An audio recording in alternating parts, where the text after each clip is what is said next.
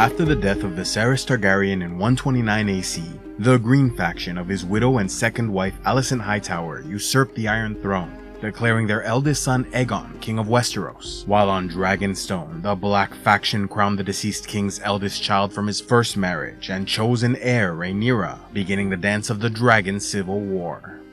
As the fighting intensified, the Blacks announced the Sowing of the Seeds event, promising land, riches, and knighthood to anyone who successfully bonded a dragon and fought for the queen.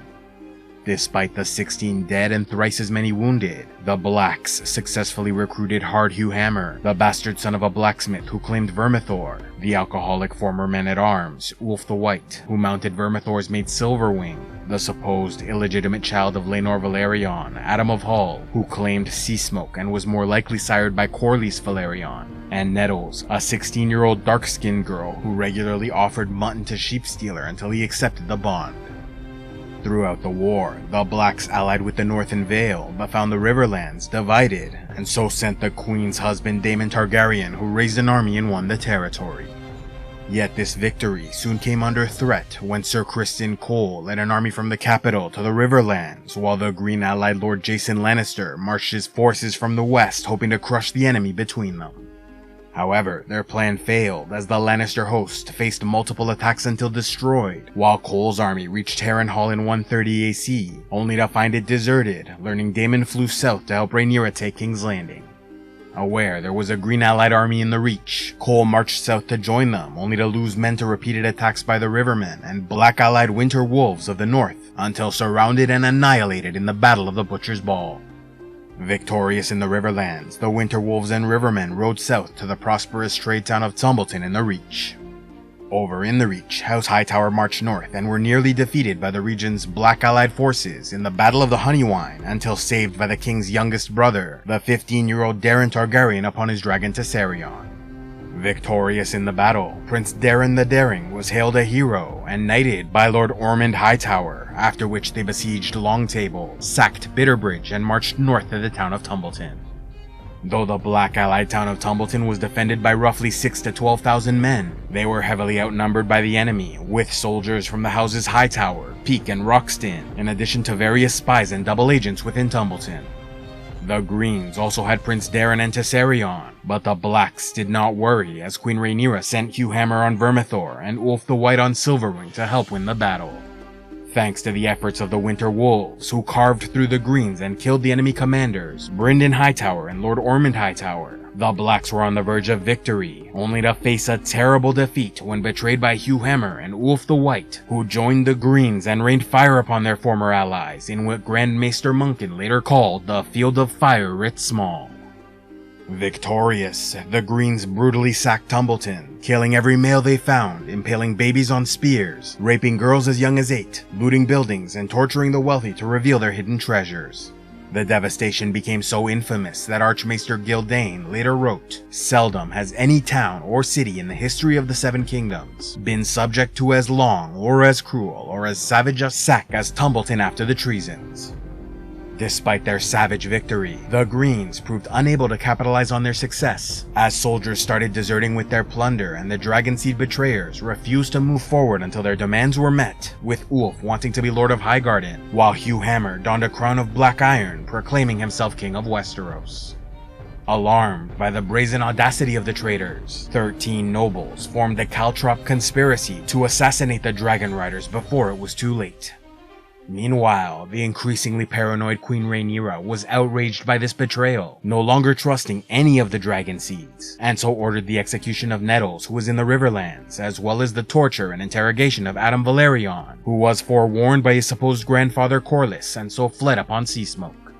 Determined to prove his loyalty, Adam visited every Black allied Riverlands castle he could find, and gathered a host of 4,000 seasoned warriors, including the armies of Sir Elmo Tully, the 12-year-old Lord of Raventree Hall, Benjicott Blackwood, the widowed wife of Lord Frey, Sabitha Viprin, Lord Stanton Piper, Lord Joseph Smallwood, Lord Derek Derry, Lord Lionel Deddings, Lord Hugo Vance, and the Mirish Mercenary Company of Black Trombo.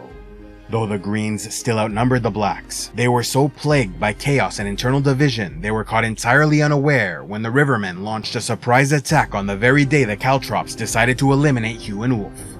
As the Second Battle of Tumbleton began, columns of Rivermen knights attacked from the north and west, while archers loosed arrows and Adam upon sea smoke burned the enemy camps outside town. Though Ulf drunkenly slept through the battle, other Greens were not so fortunate, with Hard Hugh Hammer killed by the caltrop Old John Roxton, who was then cut down by the would-be king's supporters. As for Darren the Daring, his death was disputed, with Black Trombo claiming he smashed the prince's face with a spiked morning star, while others say he was killed with a sword by an unknown man-at-arms, or that he never even made it to the battle, and died in the camps when his burning pavilion collapsed upon him.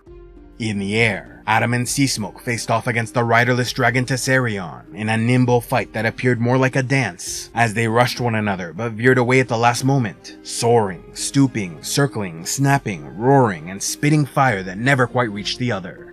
Elsewhere, a crossbowman failed to kill a riderless Silverwing, while 40 mounted knights died trying to attack a riderless Vermithor, who then flew and unleashed his fury upon both blacks and greens, leading to the deaths of Lord Stanton Piper and Lionel Deddings.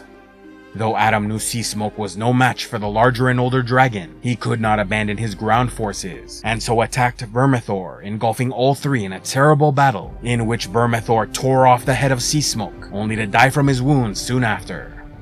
Tessarion also suffered terrible wounds that left her unable to fly, and so was put out of her misery later in the afternoon with 3 arrows to the eye from the expert marksman Billy Burley.